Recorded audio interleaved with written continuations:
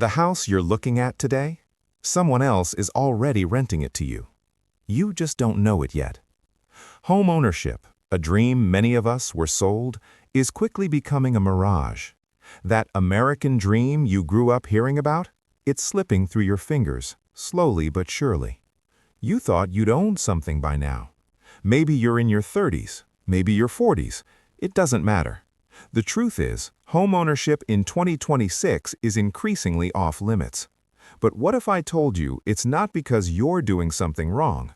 It's not a glitch in the system, it's the system itself. Every year, hundreds of thousands of people are pushed further away from the idea of owning a home. It's not just the rising interest rates or sky-high prices. Something more sinister is at play. And it's changing the housing market forever. It's called corporate landlords. Companies, hedge funds, institutional investors, the big players who have been quietly gobbling up homes like Pac-Man on a feeding frenzy. They're not looking to live in these houses or even fix them up. They're looking for rent checks, and they don't care about the future of home ownership. So why should you care? Well, because this isn't just an economic shift, it's a complete redesign of how we live. To understand this, let's first break down how we got here. Home ownership used to be the ultimate goal. For most people, it was the key to financial freedom. You worked, saved, bought a home, and by retirement, it was yours, free and clear. But over the last 20 years, this process has gone off the rails. In the wake of the 2008 financial crisis, something unexpected happened. After millions of homes were lost to foreclosure, institutional investors saw an opportunity. Housing prices were at rock bottom, and banks were desperate to sell off distressed properties. Hedge funds, private equity firms, and even pension funds swooped in. They weren't buying to live, they were buying to rent. By 2011, private equity firms had already begun buying up entire neighborhoods in cities across America. This wasn't a fluke, it was a strategy. These companies weren't just picking off the occasional fixer-upper. They were buying thousands of homes at once, homes they would never live in. Now, fast forward to today, they own over 300,000 single-family homes. That's just the big players. Smaller firms and hedge funds own even more. And here's the kicker: they're not done. The system behind corporate landlords. Let's take a moment to look at what this means on a technical level, because behind the emotional headlines, there's a simple, powerful math. Institutional investors can afford to pay more for homes because they have scale. They don't need to make a profit on every individual house the way you or I would. They only need to make a steady, predictable return over time. Here's how they do it. They buy houses at market price, then they raise rents. Sometimes they raise rents aggressively. Why? Because it's a safer bet than owning stocks or bonds. Renting homes provides consistent cash flow, especially in an environment where people can't afford to buy homes themselves. For renters, the game is rigged. Companies don't just own one or two properties anymore. They own entire neighborhoods. And when you're one of 100 tenants in a corporate-owned complex, you don't get to negotiate terms. Your rent goes up every year. That's how they make their money. That's the model.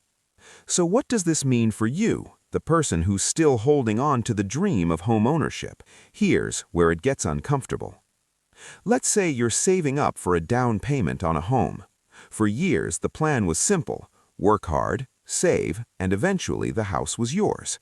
But in cities like Atlanta, Phoenix, or Miami, it's becoming increasingly difficult to find homes under $300,000, homes that aren't already bought up by corporate landlords. And if they're not buying them outright, they're making sure that prices stay out of reach for people like you. Why? Because once a hedge fund or private equity firm buys a home, they don't care about how much they overpay. In fact, they prefer higher prices because it makes the value of their portfolio go up. It's like the stock market, but with houses. Here's the catch. Corporate landlords don't have to worry about rising mortgage rates the way an individual buyer does. If they can't get financing at the rate they want, they can just wait. They've got billions of dollars in assets to sit on. You, on the other hand, are stuck paying rent that goes up every year, while your dream of home ownership shrinks away into the distance. The math doesn't add up, but for them, it's all part of the plan. The irony here is almost laughable.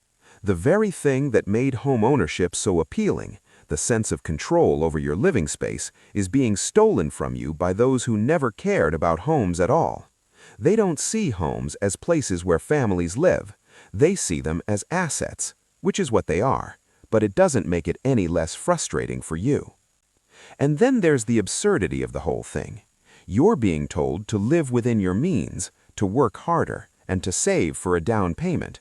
But what happens when the game is rigged, when the rules change while you're still playing by the old ones? Here's the real question. How much longer can this last? The system is designed for the rich to keep getting richer. The corporate landlord model makes sense on paper. After all, who wouldn't want a steady income stream from tens of thousands of homes? But as the gap between renters and homeowners continues to widen, what's going to happen to society as a whole? Will people give up on the idea of homeownership altogether? Or is this the beginning of a new phase of inequality, where only the wealthiest can own homes, and the rest of us are locked into a lifetime of renting? Stay tuned. The answers are coming, but they might not be what we expect.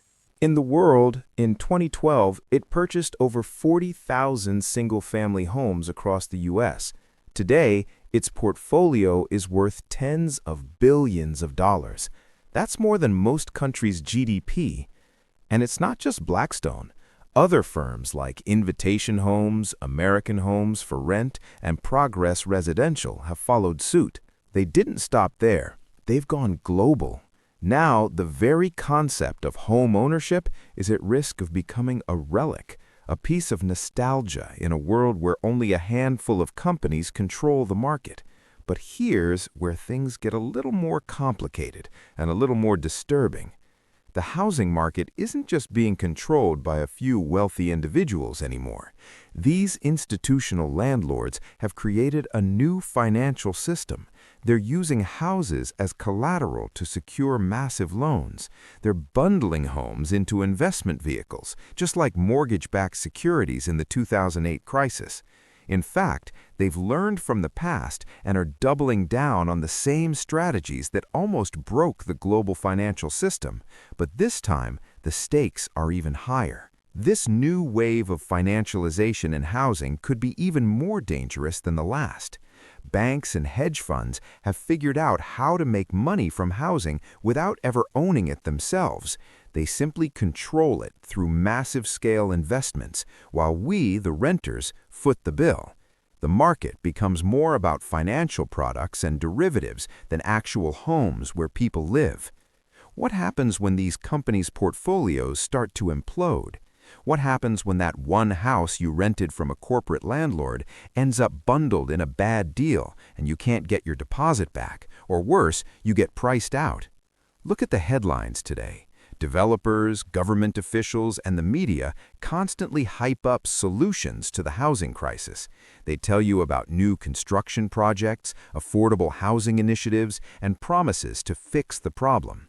They promise to make homeownership possible again. But the reality, these solutions are often designed to give you the illusion of progress while keeping the gears of the corporate machine running smoothly. Affordable housing projects? More often than not, they're built on the backs of taxpayers and designed for short-term rental investors, not people who want to buy a home. Then there's the rent-to-own schemes that have become increasingly popular. They sound great on paper, own your house one rent payment at a time. But in practice, they're often a trick to keep you locked into a cycle of payments with no real ownership in sight. The terms are designed to favor the corporate landlord, not you. The irony, as the American dream becomes less achievable, the hype about it grows louder. Politicians say they're going to fix the housing crisis, but the truth is they're mostly managing a system that benefits the very companies making it worse. As the corporate takeover of housing continues, we need to start asking ourselves some bigger questions about what happens when renting becomes the only option. What happens when cities are filled with people paying rent checks to anonymous corporations rather than individuals owning and living in their homes? Is this the future of America, or more specifically, the future of the middle class? We've already seen the consequences of unchecked corporate control. In markets like San Francisco or New York City, rent prices have reached stratospheric levels. As tech companies and investors push more workers into these cities, the pressure on the housing market intensifies. Entire generations are being priced out of the very places where they work. This isn't just an inconvenience, it's a fundamental shift in how our society functions. Without home ownership, people lose something fundamental: stability, security, long-term wealth. As more and more people are forced to rent, we start to see the long-term impacts of a corporate-controlled housing market. First, there's the obvious loss of wealth-building opportunities. When you rent, you're not building equity, and over time, it becomes harder and harder to imagine a future where you're in control of your financial destiny. Second, the loss of home ownership impacts communities. People who rent don't have the same incentives to invest in their neighborhoods because they don't have ownership stakes. In turn, local governments get less tax revenue, which means fewer funds for schools, parks, and other infrastructure. It's a feedback loop of decline. But the biggest loss is in autonomy. Home ownership has always been seen as a symbol of independence. If you're constantly renting from a corporate landlord, you are not in control of your living situation. They raise rents, they sell your property, and they can force you to move whenever they like. The power dynamic shifts, and it's always in favor of the big players. At the end of the day, the corporate landlord trend has one clear goal: consolidation. Consolidating property under the control of a few, consolidating power, and consolidating wealth. These companies don't care about making houses more affordable. They care about making housing a cash flow asset. And that leads us to a harsh reality. If this continues, the dream of owning a home may become a luxury reserved only for the rich. Home ownership will no longer be something that regular people can aspire to. It will be an exclusive perk, just another financial product for the wealthy. So what happens now? The system seems rigged, and it's not looking like it's going to change anytime soon. Can individuals still break free from this? Can a new generation find a way to own homes, or has the system already closed that door for good?